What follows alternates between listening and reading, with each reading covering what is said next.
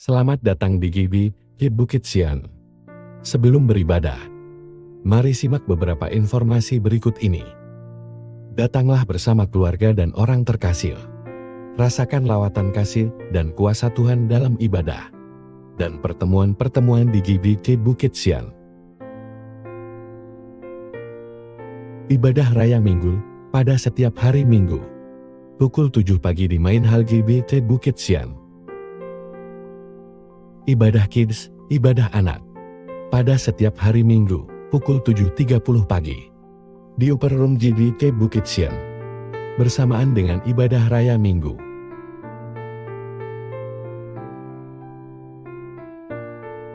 Ibadah Youth, ibadah pemuda. Pada minggu kedua dan keempat setiap bulan. Pukul 10 pagi di Main Hall GBI Bukit Sian. Doa malam, pada setiap hari Rabu, pukul 7 malam di Main Hall GBI Bukit Sian. Dan juga melalui Zoom dengan meeting ID yang tertera. Dana sosial Bukit Sian Family. Dengan Rp50.000 per keluarga setiap bulan. Kita dapat membantu keluarga Bukit Sian lainnya. Dan juga berpartisipasi dalam kegiatan sosial Bukit Sian Family. Pelayanan pastoral lainnya, seperti pelayanan keluarga, ibadah keluarga, doa khusus, konseling, pendampingan, dan bimbingan rohani. Dapat menghubungi tim Gembalo atau Majelis GBI Bukit Sian.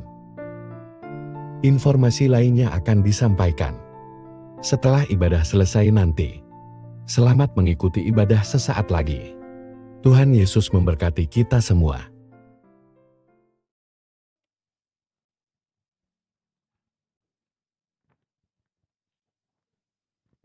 Ya, puji nama Tuhan Bapak Ibu. Shalom. Walaupun kondisi tidak memungkinkan, tetapi semangat tetap harus menyala-nyala. Ya, puji Tuhan Bapak Ibu yang dikasihi oleh Tuhan. Karena saya merasa bahwa hidup ini adalah kasih karunia. Karena anugerah Tuhan yang luar biasa dalam kehidupan saya secara pribadi. Sebenarnya kalau saya pikir hal ini kecil di hadapan Tuhan, ya. Masa dengan sakit ini saya harus kalah. Memang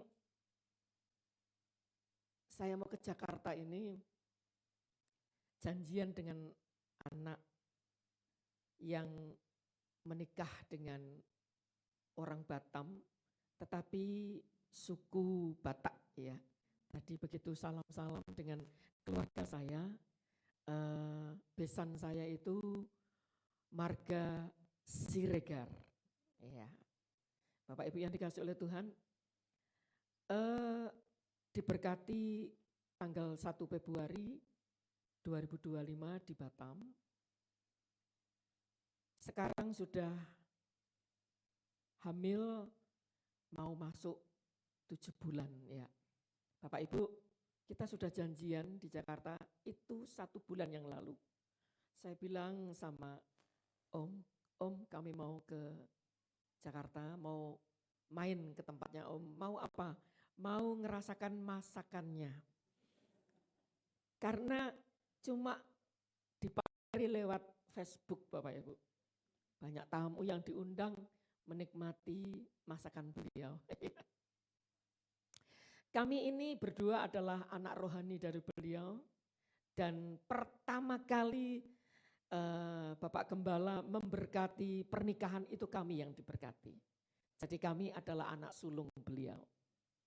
Bapak Ibu, kita akan sama-sama melihat di dalam Ibrani pasal 12 ayat yang ke-10. Suratan Ibrani 12 ayat yang ke-10. Saya akan bacakan demikian firman Tuhan. Sebab mereka mendidik kita dalam waktu yang pendek sesuai dengan apa yang mereka anggap baik. Tetapi Dia menghajar kita untuk kebaikan kita, supaya kita beroleh bagian dalam kekudusannya. Tema firman Tuhan pada pagi hari ini adalah kuat. Bapak Ibu, di sebuah daerah di Maluku Tenggara, nama kotanya adalah Kota Dobo. Ya mungkin ada yang pernah kenal. Biasanya Bapak Gembala yang suka pelayanan di mana-mana. Saya bilang, Om, kalau ada pelayanan di Toraja, saya mau ikut. Karena apa? Belum pernah injak Toraja. Nah, di daerah itu terdapat penghasil mutiara yang sangat terkenal di samping Kota Lombok, Mataram ya. Saya pernah di sana ada outlet yang menjual mutiara dari harga kaki 5 sampai bintang 5, Bapak Ibu. Mutiaranya itu luar biasa. Ibu-ibu itu penggemar mutiara, penggemar perhiasan. Tidak ada perempuan yang tidak suka perhiasan. Betul apa betul? Iya. Nah, proses untuk menghasilkan mutiara itu melalui membudidayakan kerang ya. Jadi mereka punya kerang yang jumlahnya pasti banyak. Dan caranya bagaimana? Petani mutiara ini akan memberikan atau menaruh sesuatu ke dalam cangkang kerang. Jadi dimasukkanlah pasir.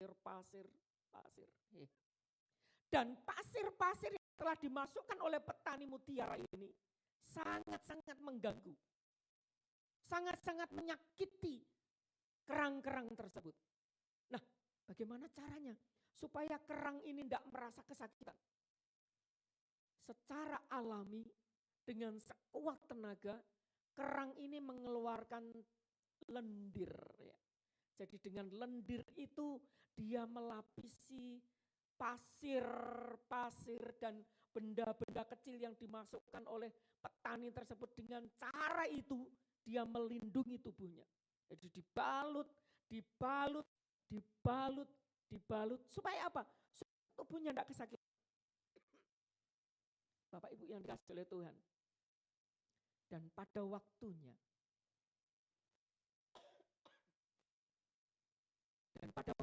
Bapak Ibu,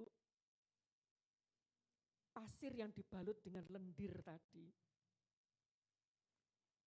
pasir yang tidak berharga, berubah menjadi mutiara. Bapak Ibu, mutiara yang dihasilkan adalah mutiara yang harganya luar biasa. Dari apa? Dari tubuh kerang yang disakiti. Dari tubuh kerang yang dilukai. Dia menjadikan luka itu, menjadikan sakit itu, menjadikan sesuatu yang sangat berharga. Suratan Ibrani yang disampaikan untuk jemaat yang ada pada waktu itu. Karena jemaat yang dipanggil adalah dari non-Yahudi. Mereka beda adat istiadat, beda kebiasaan, beda budaya. Dan itu dipersatukan dalam satu Kristus. Bapak Ibu yang dikasihi oleh Tuhan, apa yang dihadapi oleh orang-orang Ibrani pada waktu itu Rasul Paulus mencatat, memberikan surat kepada mereka untuk mereka teguh dalam iman ketika mereka menghadapi yang namanya aniaya atau didikan. Nah, kita akan melihat di ayat yang ke-11. Pasal 12 ayat yang ke-11 demikian. Memang tiap-tiap ganjaran pada waktu ia diberikan tidak mendatangkan sukacita, tetapi duka cita. Tetapi kemudian ia menghasilkan buah kebenaran yang memberikan damai kepada mereka yang dilatih olehnya. Bapak Ibu yang dikasihi oleh Tuhan. Setiap ganjaran, setiap didikan yang kita terima, yang diizinkan Tuhan terjadi dalam hidup kita, seperti yang dialami oleh kerang tadi, itu tidak mendatangkan cita. Mendatangkan apa Bapak Ibu? Duka cita. Iya. Masa ibu yang semalam bapaknya anak-anak masuk ICU, ibu ini ketawa ketiwi, enggak mungkin Bapak Ibu. Iya. Ada duka cita. Enggak enak. Tuhan, kenapa ini Tuhan izinkan? Kenapa ini terjadi dalam hidup saya? Saya sudah setia. Saya setia melayani Tuhan. Tidak pernah lupa berdoa. Tetapi ini kenapa terjadi? Bapak Ibu yang dikasih oleh Tuhan. Sering ini menjadi pertanyaan kita sebagai orang percaya. Kenapa Tuhan? Asaf dalam Mazmur pasal yang ke-73 kalau tidak salah. Sempat iri kepada kemujuran orang-orang fasik. Ya kalau melihat orang fasik, gemuk, tampaknya gemuk, sehat, ya, sepertinya tidak pernah ada masalah. Tetapi kenapa kita anak-anak Tuhan? Asaf itu hamba Tuhan Bapak Ibu. Dia dipilih untuk menjadi pemimpin pujian. Luar biasa. Tetapi hampir nyaris imannya gugur, imannya lemah. Kenapa? Melihat, membandingkan Allah yang luar biasa dengan orang fasik. Sama. Setiap kali kita menghadapi yang namanya masalah, yang namanya ganjaran, itu kita seringkali berontak. Ya. Enak. Duka cita. Nangis. Kenapa ini terjadi Tuhan? Bapak Ibu, hari-hari ini suami saya mengalami masalah yang luar biasa. Kita dikhianati oleh sahabat sendiri. Ya. Dan masih dalam proses. Tidak mudah Bapak Ibu. Tidak mudah. Tidak enak. Mungkin kita katakan dulu Tuhan, saya ini loh pelayanan. Saya ini sungguh-sungguh. Saya ini banyak berkorban. Tetapi kenapa ini harus terjadi dalam hidup saya? Inilah pertanyaan yang setiap hari muncul dalam kehidupan kita ketika Tuhan izinkan ganjaran itu ada dalam hidup kita. Ayat firman Tuhan tadi dikatakan luar biasa.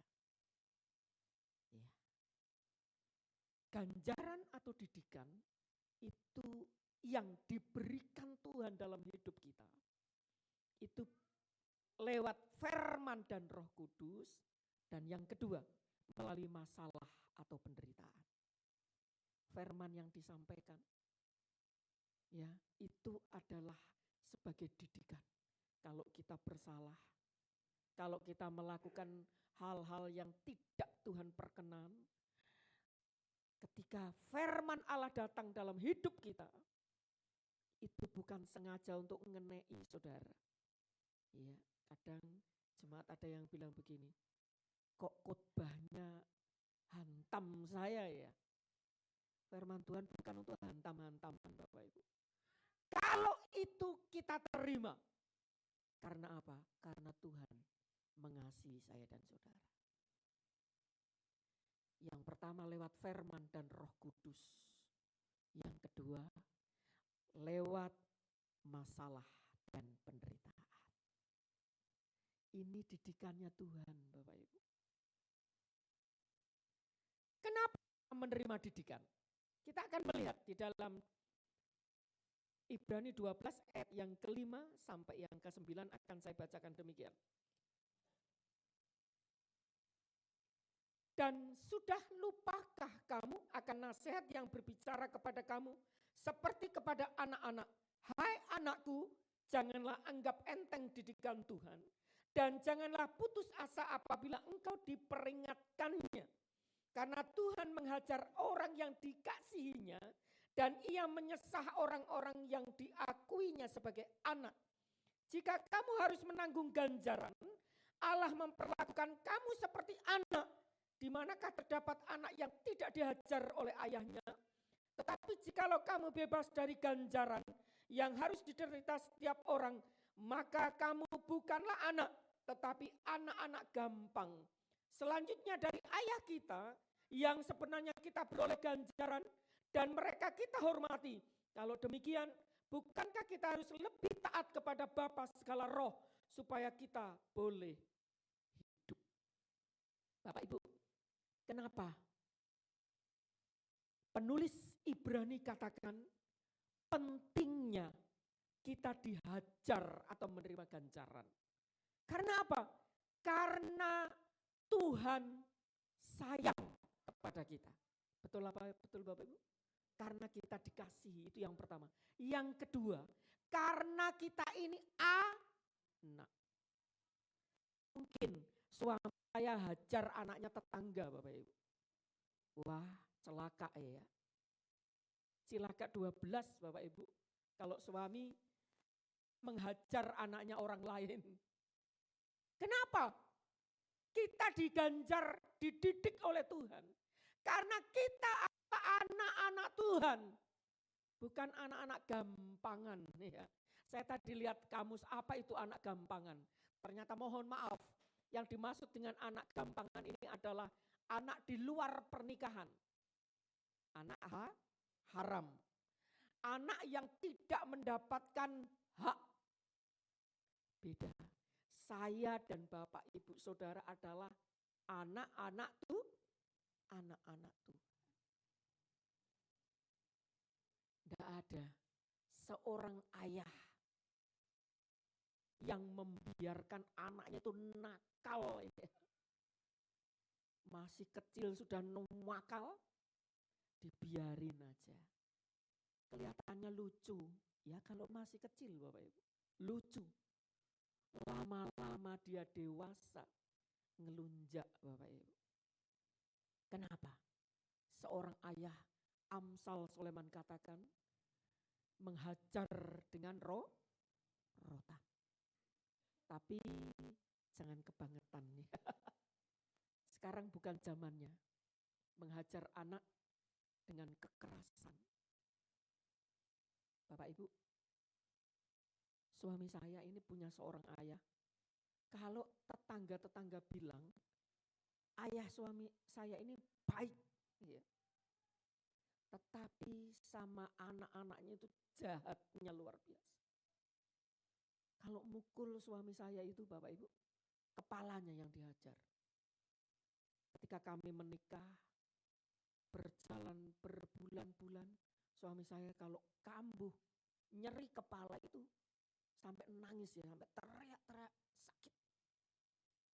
Dan saya sebagai seorang istri, sebagai hamba Tuhan, dan pada waktu itu memang tidak ada dana untuk pengobatan.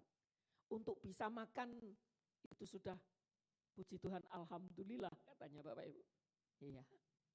Apalagi untuk berobat tak ada. Malam saya tumpang tangan di kakinya Bapak Ibu. Tumpang tangan saya doakan. Dan puji Tuhan Bapak Ibu. Tuhan nyatakan mujizat yang luar biasa. Sampai hari ini suami saya tidak pernah merasakan nyeri di kepalanya. Bapak-bapak, ibu, kalau mau mukul anak, cari tempat aman.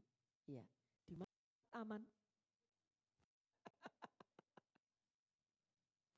Berarti pengalaman mendidik anak.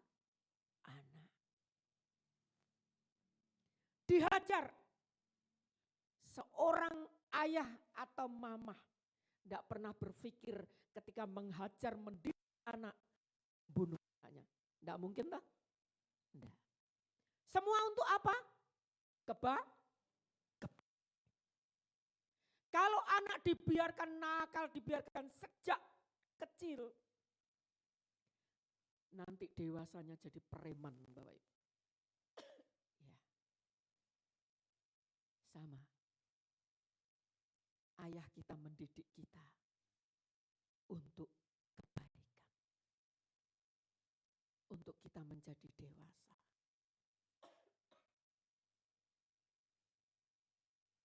Kisah ini tidak tahu terjadi berapa tahun yang lalu di media sosial.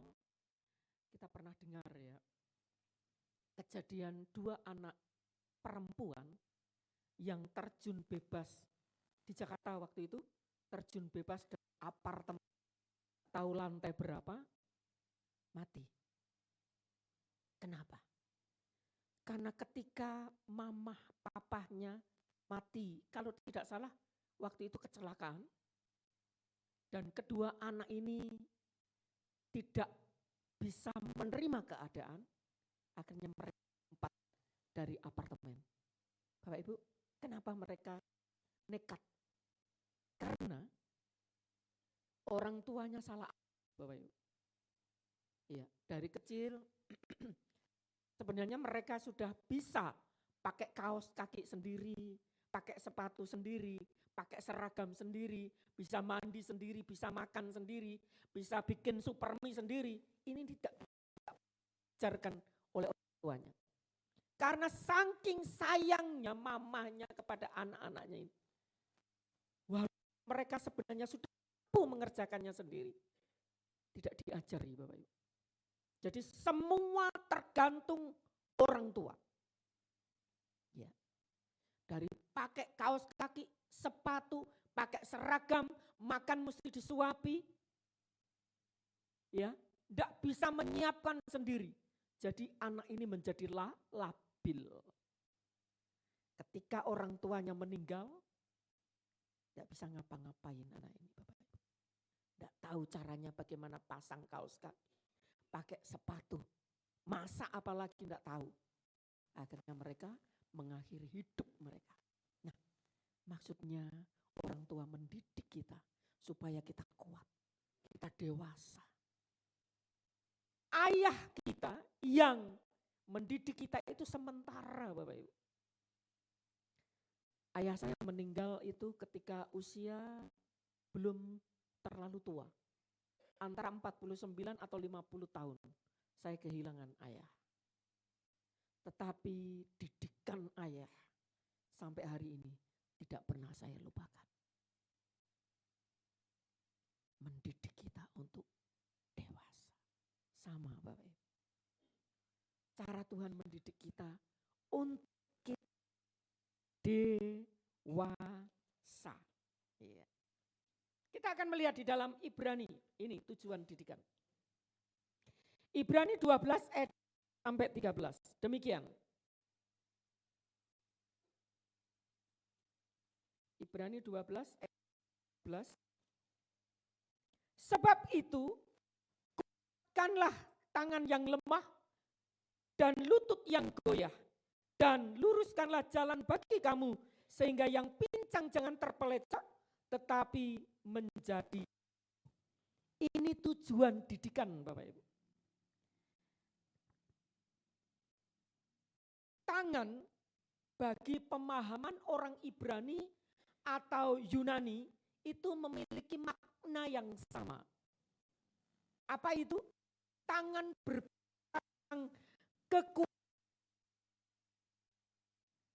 Ini arti tangan. Ya. Kekuasaan dan kekuatan. Ibrani mencatat tangan artinya apa? Berdaya. Tidak memiliki kekuatan. Punya kuasa. Kalau ada tantangan, penderitaan, kalau tidak mendapatkan didikannya Tuhan, kabur. Putus asa. Kenapa? Tidak kuat. Perlunya Allah mengajar kita, mendidik kita supaya kita punya kekuatan. Kita kuat. Tidak gampang ngambul jadi anak Tuhan. Ngerti ngambul enggak?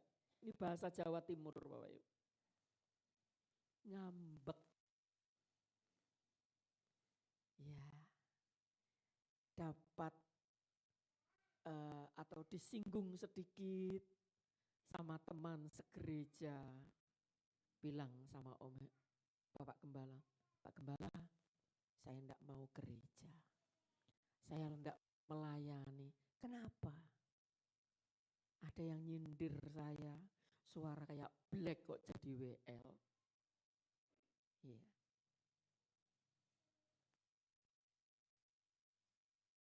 Itu sejak usia 8 tahun Bapak Ibu. Ketika saya pelayanan, saya 70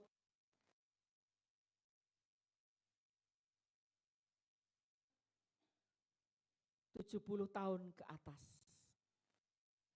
Saya terima anak bau kencur kok nasihati orang tua.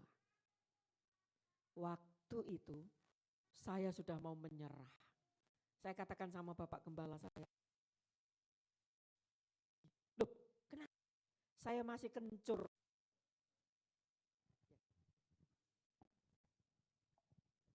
Iya.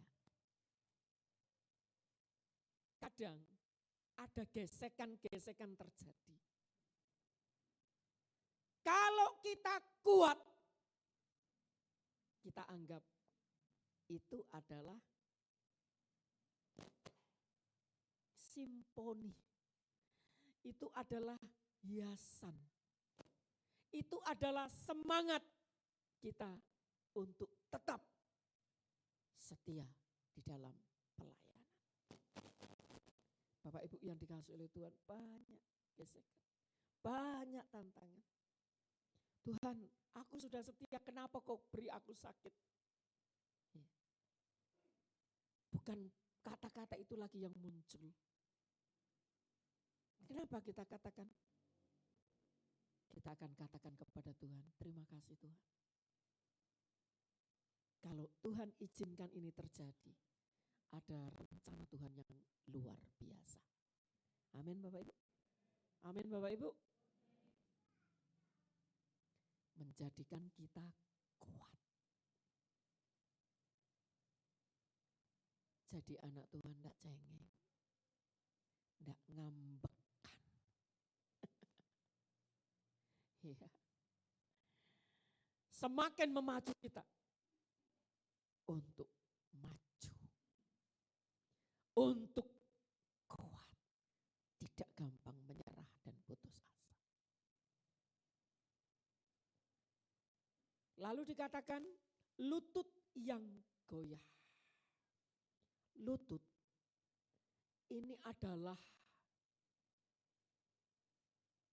tempat atau sebagai tugasnya menyangga tubuh kita, Bapak.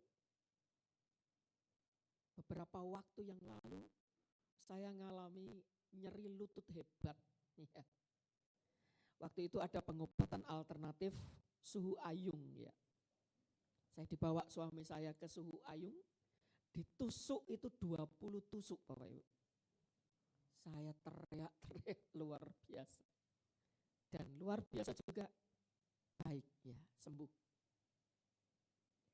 Ketika lutut ini sakit, goyah, jalannya tertatih-tatih. Ya. Alkitab katakan di dalam Ibrani, bisa membuat orang terpelecok, jatuh. Kenapa? Gak kuat kakinya. Apa yang dimaksud oleh Ibrani? Ketika Yesus pada malam sebelum dia diserahkan, selain dia mengadakan perjamuan, makan bersama, minum anggur dan makan roti sebagai lambang bahwa roti adalah tubuhnya dan anggur adalah darahnya. Yesus juga melakukan satu kegiatan yang luar biasa, yaitu mencuci kaki para murid. Jadi dia cuci kaki para murid. Apa maksudnya?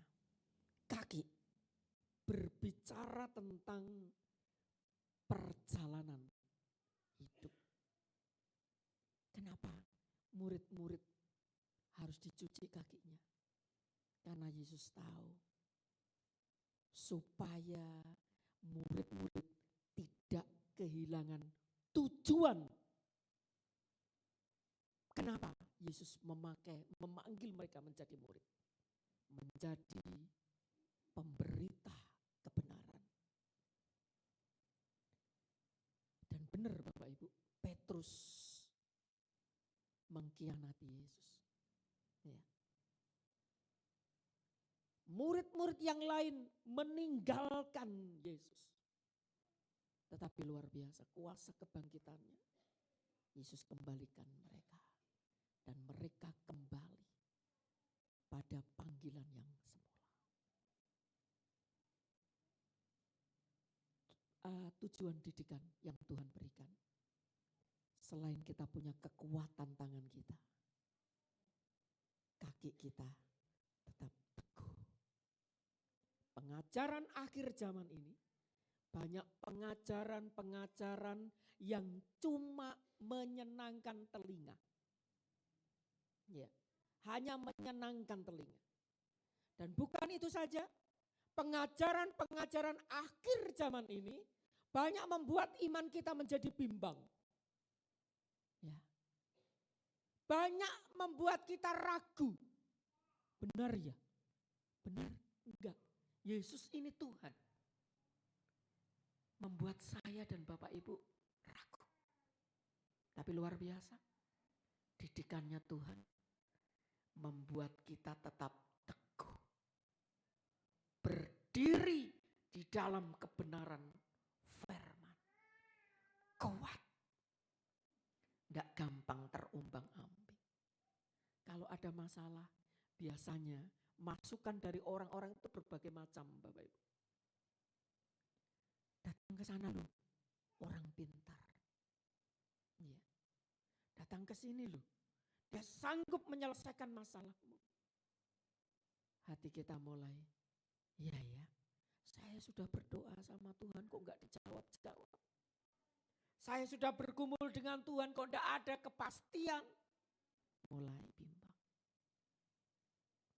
Saya percaya Bapak Ibu, firman Allah yang tiap minggu disampaikan oleh Bapak Gembala. Tiap minggu kita dengar, setiap hari kita baca, kita mendengarkan renungan firman. Membuat apa? Membuat kekuatan tersendiri dalam hidup saya dan saudara. Ketika kita diperhadapkan oleh situasi apapun, kita katakan, Tuhan tidak pernah meninggalkan saya. Ketika suami saya kena COVID, Bapak Ibu, tahun 2021, waktu itu yang delta, ya, yang berat. Waktu saya masukkan masih kuat, cuma waktu sesak ya. 3 hari di rumah sakit umum, suami saya VC saya. Dia katakan, Mbak, kalau saya tidak keluar dari rumah sakit ini, saya mati bukan karena COVID, tetapi mati karena stres. Lah, terus bagaimana ini? Saya mau pindah rumah sakit. Benar Bapak Ibu, dengan proses yang begitu sulit. Akhirnya suami saya keluar, saya pindahkan di rumah sakit Medika Mulia di swasta. Saturasi suami saya waktu itu sudah 52 Bapak Ibu. Sudah mangap-mangap. Kalau ngelihat ikan di luar air, nah itu suami saya waktu itu. Saya dengan anak saya yang pertama, itu sudah pucat. Dia katakan, Mah, papa drop. Iya. Saya juga sudah mulai ini Bapak Ibu, sudah ketakutan ya.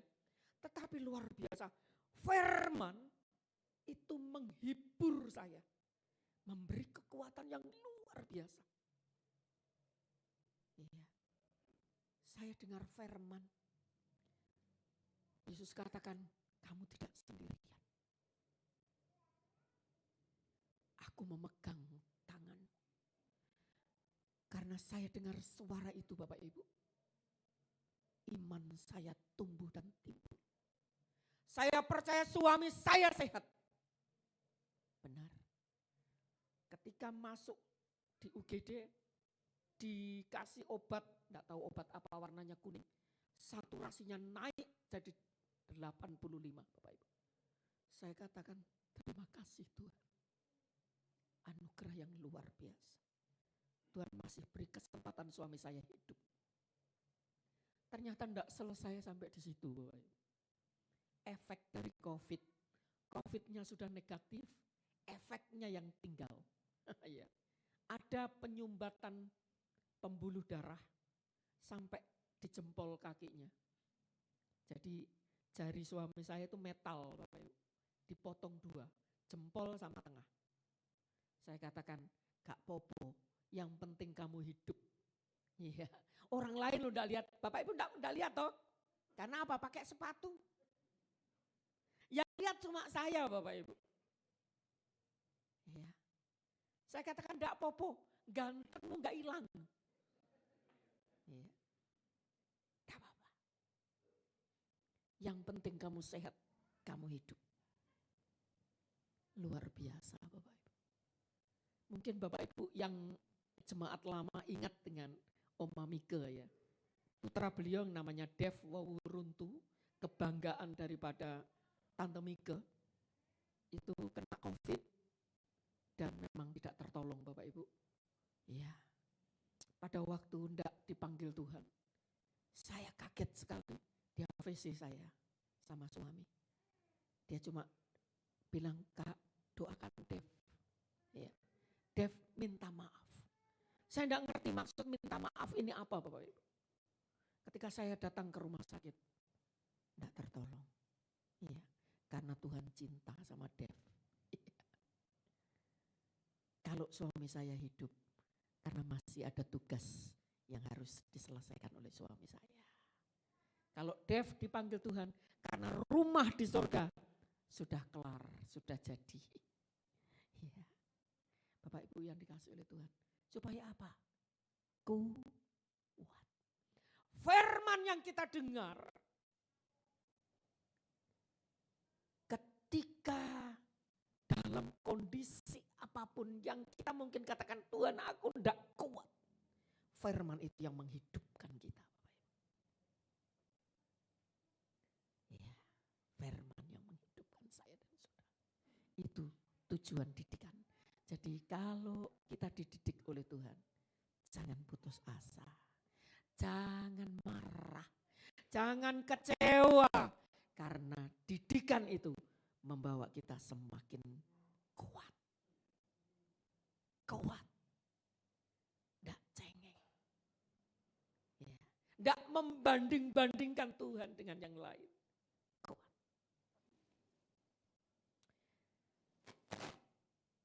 Selanjutnya, kuat dalam hal apa?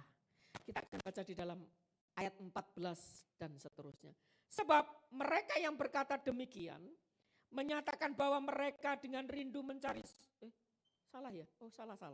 Ibrani 12 ayat yang ke 14. Berusahalah hidup damai dengan semua orang dan kejarlah kekudusan. Sebab tanpa kekudusan tidak seorang pun akan melihat Tuhan.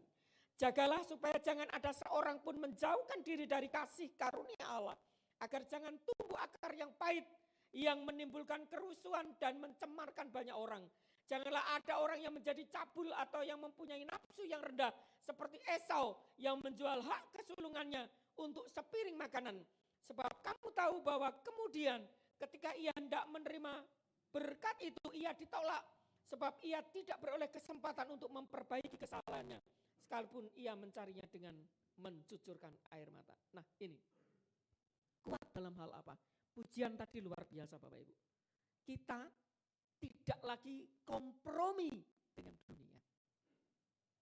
Kita tidak lagi hidup dalam dosa.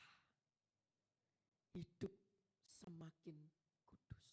Ini tujuan didikannya Tuhan. Yang dulunya sukanya minum-minuman. Tuhan hajar sakit. Katakan, Tuhan aku mau bertobat. Mendatangkan kebaikan. Kenapa Tuhan kasih saya ada saraf kejepit yang di punggung? Ya, mungkin Tuhan mau saya semakin setia melayani itu. Pelayanan yang Tuhan percayakan kepada saya itu jauh-jauh Bapak Ibu. Kami harus berangkat pagi buta, pulangnya malam. Jadi tidak ketemu matahari Bapak Ibu. Ya, saya setia melayani.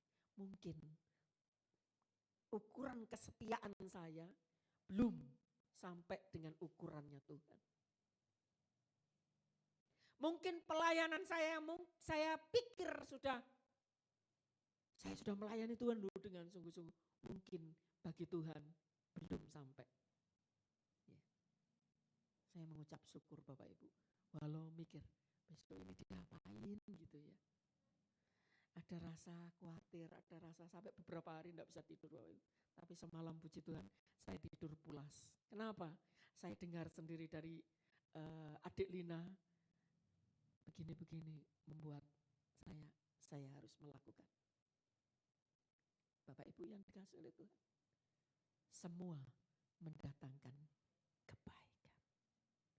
Supaya kita tidak meninggalkan yang namanya kasih apa sih kasih karunia? Saya mau jelaskan sedikit. Kasih karunia sama dengan anugerah. Ya. Sesuatu yang diberikan oleh Tuhan yang sebenarnya kita tidak layak menerima. Salah satunya apa? Keselamatan kita.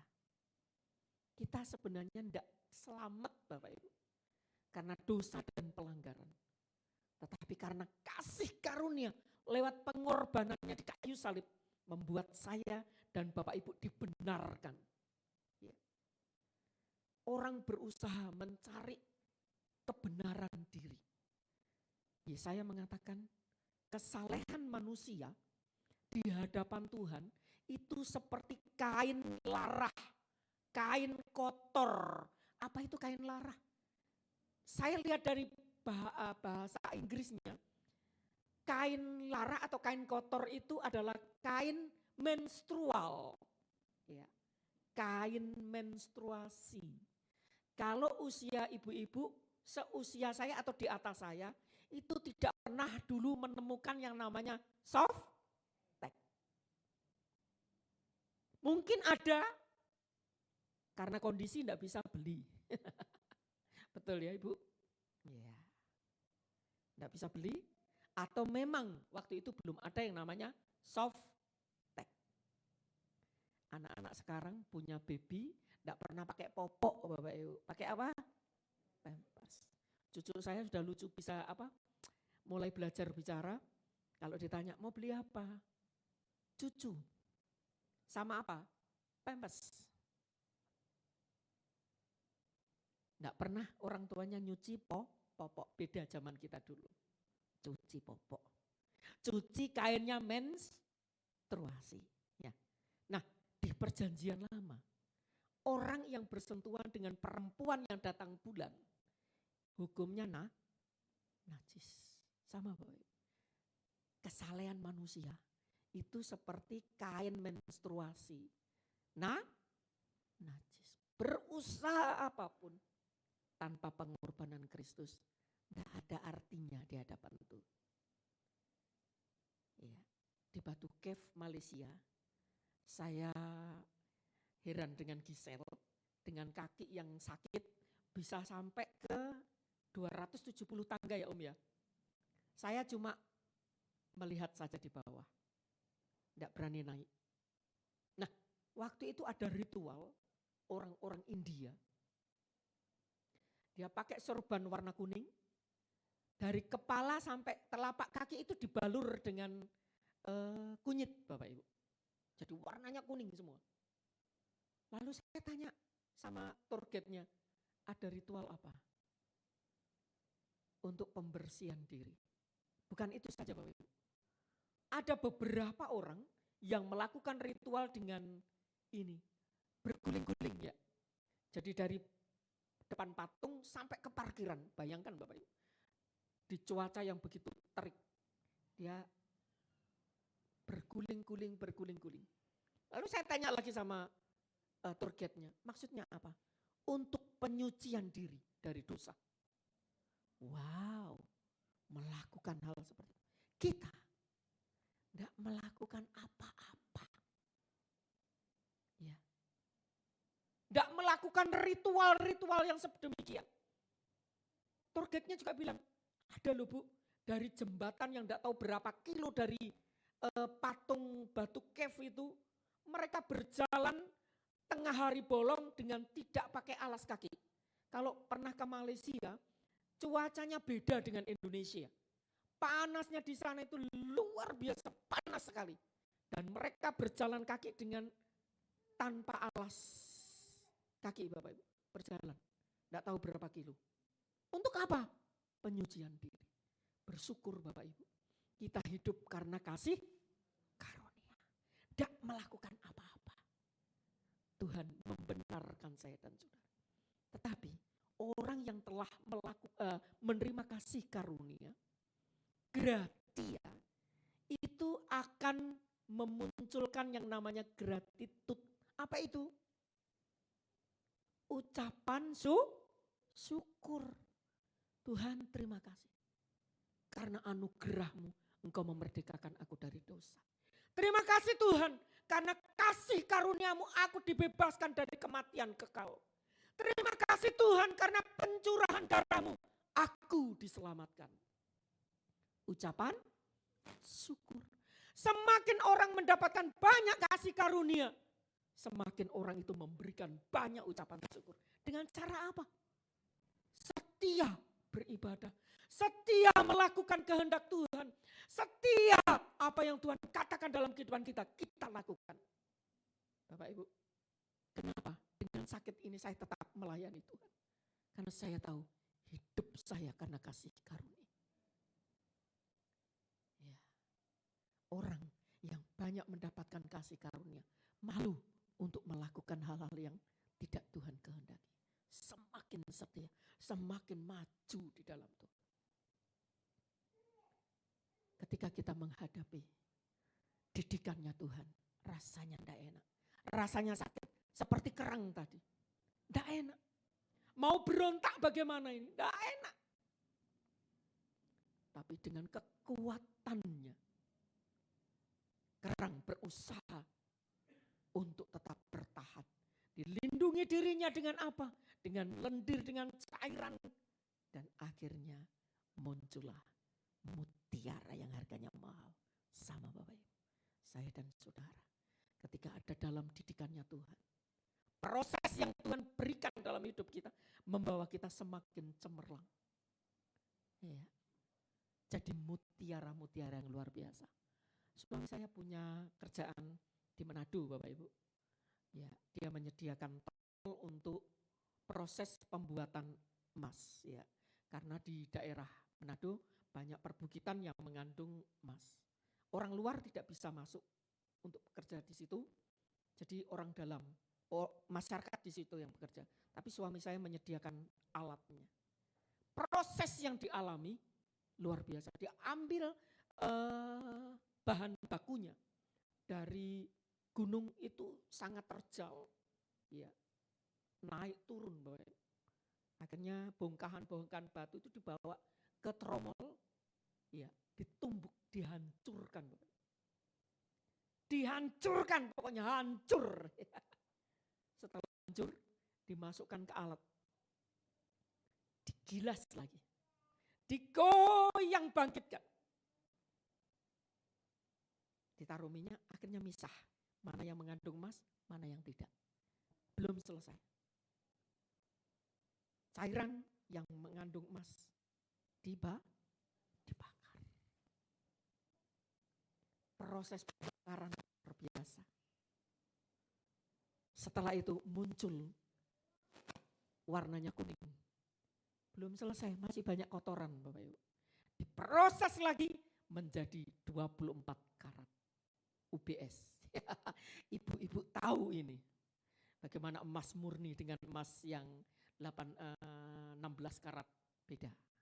kilonya beda. Ya. Proses menyakitkan. Saya dan Bapak Ibu, ketika kita diproses, tidak enak. Sakit, tetapi hasilnya luar biasa. Ketika kita kuat bertahan, kita keluar iman kita seperti emas yang murni. Tidak gampang terombang-ambing. Tetap kuat. Dan kalau ketika kita menghadapi itu, ada solusi yang akan saya berikan. Ayat yang terakhir. Ayat yang paling disukai jemaat adalah ayat, puji Tuhan, Ibrani 12 ayat 1 sampai yang ketiga. Demikian. Karena kita mempunyai banyak saksi, bagaikan awan yang mengelilingi kita. Marilah kita meninggalkan semua beban dan dosa yang begitu merintangi kita. Dan berlomba dengan tekun dalam perlombaan yang diwajibkan bagi kita. Marilah kita melakukannya dengan mata yang tertuju kepada Yesus yang memimpin kita dalam iman. Dan yang membawa iman kita itu kepada kesempurnaan.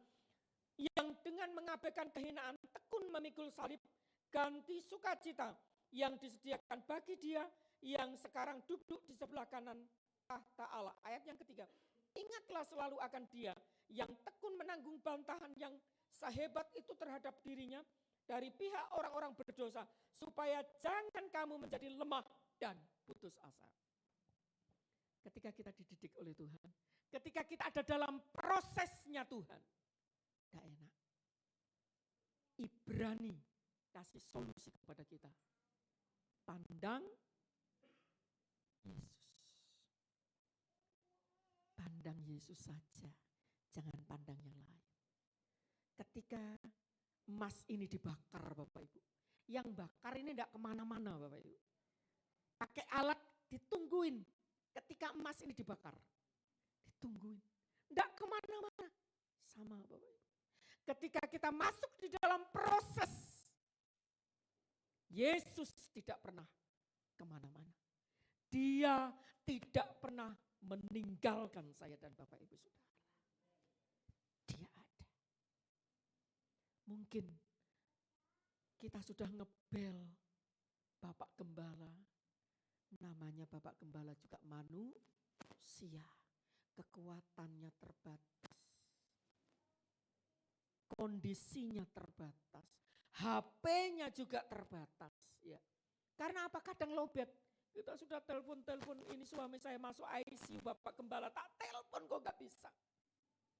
Ingat Bapak Ibu. Jangan kecewa. Pandang Yesus. Yesus tidak pernah meninggalkan saya dan saudara. Yesus ada menyertai hidup saya dan saudara. Dalam setiap proses hidup kita. Dia Immanuel yang selalu menyertai kita. Puji Tuhan, hanya ini yang bisa saya sampaikan. Semoga kiranya menjadi berkat buat kita. Saya jemput Bapak Ibu Saudara untuk bangkit berdiri. Kita akan naikkan pujian sekali Yesus. Selamanya Yesus.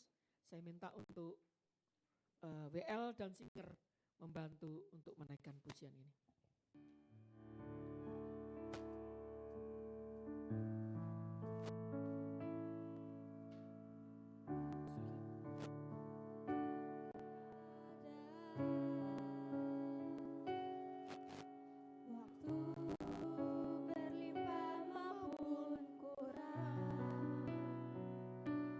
Tetap Yesus mempesona hatiku.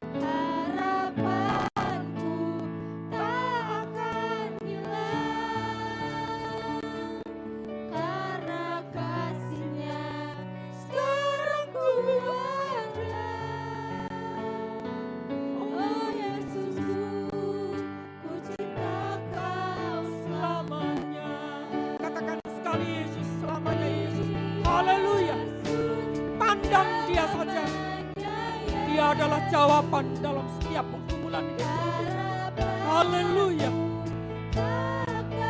Ketika kita berharap kepada Tuhan, harapan kita tidak pernah mengecewakan.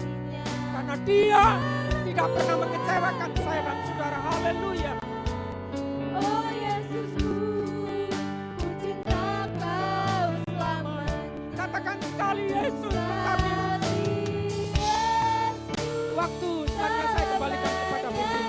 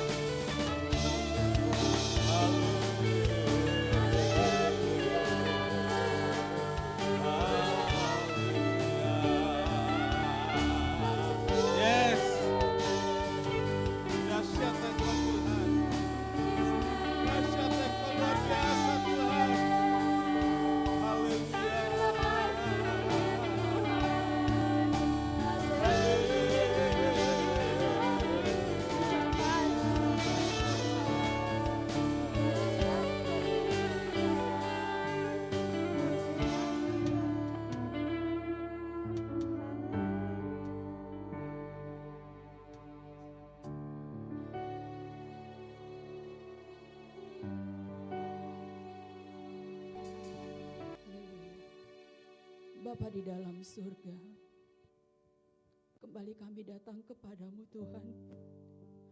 Satu kemurahan Tuhan yang boleh kami rasakan di dalam ibadah ini. Engkau menyapa kami dengan kebenaran firman-Mu Tuhan.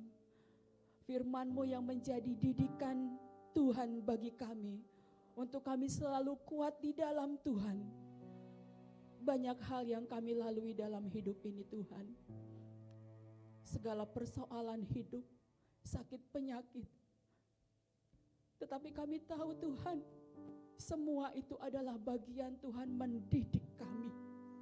Untuk kami tetap setia teguh berjalan di dalam kebenaran firman-Mu. Kami tahu ketika Engkau mendidik kami itu bukan satu hal yang mudah Tuhan. Ketika Engkau mendidik kami, kami merasa sakit. Ketika kami dalam proses itu, kami merasa bahwa sepertinya hidup ini tidak ada artinya Tuhan. Tetapi pagi hari ini, Engkau memberikan kekuatan kepada kami lewat kebenaran firman-Mu. Didikan Tuhan yang kami terima pagi hari ini menguatkan kami. Didikan Tuhan yang kami terima pagi hari ini boleh membuat kami tetap teguh di dalam Tuhan. Terima kasih Tuhan, terima kasih. Hamba-Mu sudah selesai berbicara kepada kami, menyampaikan apa yang menjadi isi hati-Mu Tuhan kepada kami pagi hari ini. Tetapi kami percaya Roh Kudus-Mu Tuhan akan menolong kami, meneguhkan kami, menyertai kami, membuat kami kuat untuk kami terus tetap teguh di dalam Tuhan. Apapun proses yang Tuhan izinkan terjadi dalam hidup kami, Tuhan ada bersama-sama dengan kami. Tuhan mendampingi kami. Tuhan setia memegang tangan kami. Sehingga lewat proses itu Tuhan, kami boleh melihat Tuhan adalah Bapa yang baik bagi kami. Tuhan yang mendidik kami, meneguhkan kami, hingga kami bertemu dengan Tuhan pada satu kali kelak. Terima kasih Tuhan, terima kasih. Meteraikan firman-Mu dalam hati kami. Ya Roh Kudus, mampukanlah kami untuk terus berjalan di dalam kebenaran firman-Mu. Yes, haleluya. Memberkati hamba-Mu, Ibu Pendeta Febo yang sudah menyampaikan kebenaran firman Tuhan pagi hari ini. Kami menyerahkan beliau ke dalam tangan-Mu Tuhan. Apapun yang menjadi persoalan dan pergumulan dalam hidupnya, pagi hari ini kami berdoa, Tuhan Engkau adalah jalan keluar yang terbaik. Tuhan akan menolong, Tuhan akan menyertai, dan Tuhan akan senantiasa memberikan kekuatan kepada hamba-Mu ini. Terima kasih Tuhan, terima kasih. Memberkati pelayanan hamba-Mu di Tuban Tuhan. Apapun yang dilakukannya, biarlah itu boleh menjadi berkat bagi banyak orang dan boleh membawa jiwa-jiwa datang kepada Tuhan. Terima kasih Tuhan, terima kasih. Sekali lagi kami berterima kasih kepada Tuhan untuk didikan Tuhan yang kami terima pagi hari ini. Di dalam nama Tuhan Yesus Kristus yang berkuasa dalam hidup kami berdoa dan bersyukur. Haleluya. Bapa di sorga, kami bersyukur kepada Tuhan. Tuhan sudah memberkati ibadah ini dari awal sampai selesai. Tuhan sudah memberkati Pendeta Febe dalam pemberitaan firman. Kami bersyukur kalau hari ini kami kembali Tuhan pertemukan dengan saudara-saudara, dengan rekan yang dulu mengawali pelayanan di tempat ini. Mereka telah bersama-sama bahkan ketika mereka jauh dari tempat ini, mereka juga mendoakan. Terima kasih Tuhan untuk kehadiran pagi ini, Jimmy dan Febe, juga Mbak Sesmike dan Nove. Tuhan berkatilah mereka dalam usaha pekerjaan, dalam pelayanan, sehingga Tuhan dipermuliakan. Kami bersyukur Tuhan, kami bersyukur bahwa selalu saja ada saudara-saudara, rekan-rekan yang mengingat hal-hal yang pernah dibangun bersama-sama di gereja ini. Tuhan berkatilah mereka semua, buat semua jemaat yang hadir. Mereka juga telah berjerih lelah. Jemaat Tuhan telah bahu-membahu melanjutkan apa yang pernah dikerjakan oleh saudara-saudara kami pada masa yang lalu. Saat ini jemaat juga bekerja keras untuk membangun, melakukan banyak hal untuk gereja ini, merenovasi, melengkapi semua yang perlu. Tuhan berkati jemaat-Mu. Berkati ya Tuhan, Berkati pekerjaan, berkati usaha, berkati rumah tangga, berkati pendidikannya.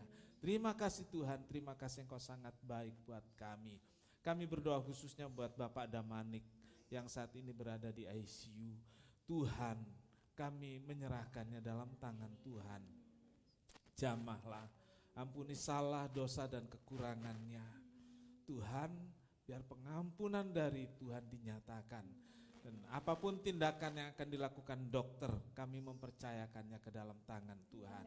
Terima kasih Tuhan juga untuk rencana tindakan Pendeta Febe besok. Kami mempercayakan semuanya dalam tangan Tuhan. Tuhan yang mengatur baik secara teknis, secara medis, kami menyerahkannya pada Tuhan. Tangan-tangan dokter biar Tuhan berkati. Obat yang digunakan juga Tuhan berkati. Dan segala kebutuhan untuk itu kami yakin Tuhan telah mempersiapkannya. Segala puji bagi Tuhan. Berkati korban persembahan, persepuluhan anak-anak-Mu. Balas berlipat ganda, Tuhan dipermuliakan. Tuhan memberkati Engkau dan melindungi Engkau. Tuhan menyinari Engkau dengan wajah-Nya dan memberi Engkau kasih karunia. Tuhan menghadapkan wajah-Nya kepadamu dan memberi engkau damai sejahtera. Saudara yang kekasih, terimalah berkat dan damai sejahtera dari Allah Bapa, kasih karunia dari Tuhan Yesus, persekutuan Roh Kudus serta kita sekarang sampai selamanya. Ini doa kami ya Tuhan yang kami alaskan dalam satu nama, yaitu di dalam nama Tuhan Yesus Kristus Juru Selamat dan Penebus kami berdoa. Bapa kami yang di surga, dikuduskanlah namamu, datanglah kerajaan-Mu, jadilah kehendak-Mu di bumi seperti di sorga. Berikanlah kami pada hari ini makanan kami yang secukupnya, dan ampunilah kami akan kesalahan kami, seperti kami juga mengampuni orang yang bersalah kepada kami. Dan janganlah membawa kami ke dalam pencobaan, tetapi lepaskanlah kami daripada yang jahat. Karena Engkaulah yang punya kerajaan dan kuasa dan kemuliaan sampai selama-lamanya. Amin.